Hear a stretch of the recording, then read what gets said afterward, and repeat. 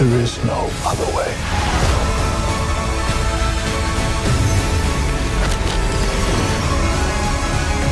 I've spent so many years peering through time, looking for you.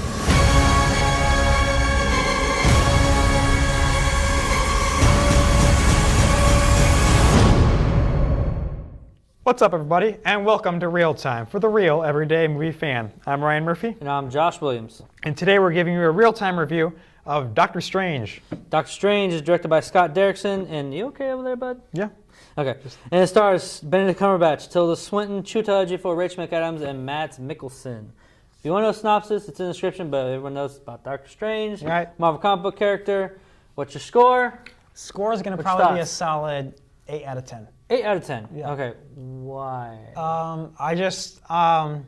It's the one word I could use to describe this movie is solid. Mm-hmm. It's just what Marvel Studios does is they work really well with their origin stories, and they've managed to turn this into something and just a solid movie with, you know, here's character arcs, here's the hero, here's where he is in the beginning, here's the adventure, and you know they managed to, and they always manage to take something and make it the reason why it's great. With Doctor Strange is definitely the world-bending effects that are the selling point of this movie. It's the selling point in the trailers. Yes. It's these effects that are because they're Marvel Studios now, even with an obscure character, they're able to get a mega budget and do something innovative in a world that is so lacking in innovativeness in terms of, you know, everything is just, we know, we're spoiled, we can see everything on screen, all the monsters and lizards and stuff. You know, this movie breaks out these effects and it creates something that I feel like is just a solid origin story. It introduces the world to a superhero who was obscure before, but now he's a household name, and he's going to be joining the Avengers, and it just does a solid job of doing it. So I'd say 8 out of 10, very solid movie. What do you think? I love this movie a lot. I'm giving it a 9.2. Okay, so higher than you. Higher than you. Benedict Cumberbatch, he's one of my favorite actors. I love him in Sherlock. I loved him in Imitation Game, if you have not seen that, from 2014. Amazing in that movie. He got Oscar nom for that movie. He is an amazing actor. I love him in just about anything he does. Star Wars, Into Darkness, he did that. No, Star Trek. Star Trek Into Darkness. I keep doing that sometimes. Star Trek Into Darkness. I thought you were like literally confusing him with Adam Driver. I was like, no. He did not play Kylo Ren. Yes, he was in that one too. He played Khan. Yeah. He was amazing. But then you say it yourself, the effects. The best way I can describe these effects is Inception on steroids with a drop of an acid trip in there. I mean, the effects blow your mind throughout, even the opening scene with the Ancient One, just mind-blowing. And that movie, like, it sets you up, you're like, okay, this is what you're in store for. Get ready, kind of thing. And I loved it. I mean, the cast all around was absolutely amazing as well. Tilda Swinton as the Ancient One. Sometimes I even thought she may have outshined Benedict Cumberbatch a couple of times. There is a controversy surrounding her character, too. Yeah, very big But she does a good job. Yeah, she does. She does her job well. And Chiwetel Ejiofer did a great job. Rachel McAdams, she was serviceable. Nothing like crazy good like she did in Spotlight or anything like that, but she still did a job.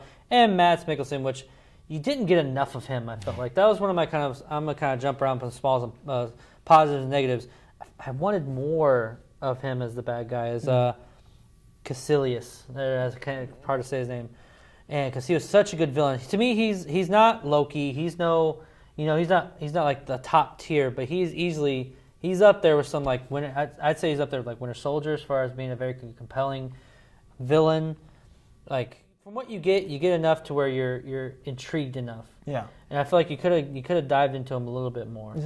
Yes, I suppose, yeah, you could have, but yeah. But then all around cast did a great job. That was one of my big things.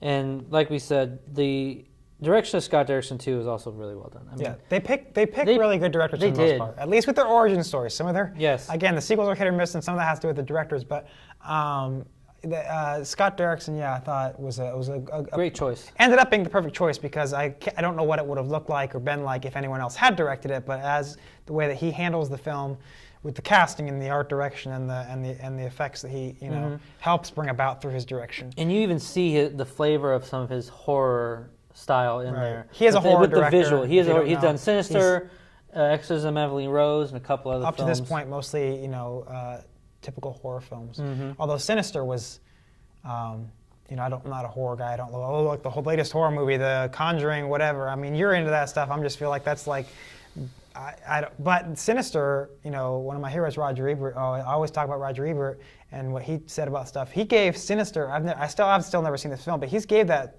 like a 10 out of 10 rating. Yeah. Like he said Sinister was like a great movie.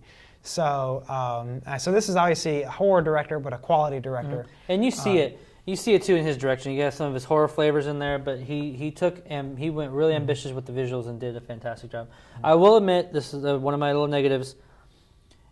Of course, this is a Marvel film. Mm-hmm. We know there's going to be some comedy in it. There, Marvel Studios wants there to be some fun in it and comedy. I know where you're going with this. There were some jokes in there that were great. They delivered perfectly. They were at the right moment, the right time to be in there. Then there were some times where jokes or comedic elements were a little forced or kind of shoehorned in because Marvel Studios just wanted to like break the tension or something. It's something really tension heavy was going to happen, and I didn't like that. Yeah. I can't get into too much specifics. A lot of people have probably already seen this already, but I'm not going to people who haven't. There's just been some spots, especially in the second and third act, where a lot of tension is building. Mm-hmm. Then you get these comedic spots, like these small little, trickles in of comedy, and it felt forced, and I didn't like it. Yeah, and it bothered me. And that's what critics are saying. But I mean, Marvel Studios likes their comedy. They do. And sometimes that's bitten them. Thor: The Dark World. I always talk about Transformer syndrome, is when a film just goes totally over the top with the comedy and it interrupts the action. Thor: The Dark World is a great example of just Transformer syndrome. Just that film was ruined. Iron Man 3, I just thought was the worst. I have a lot of reasons to hate Iron Man 3, but that was one of them. This never goes into that territory. But it's a negative. Just like there's moments they could have taken away, but it's still a grand film. I thought, yeah. And one last thing, I thought it's not a negative. It's just I wish they would have done. I wish they would have in the second act when he's trying to learn all the sorcery. He's trying to learn how to cast spells and learning all this stuff.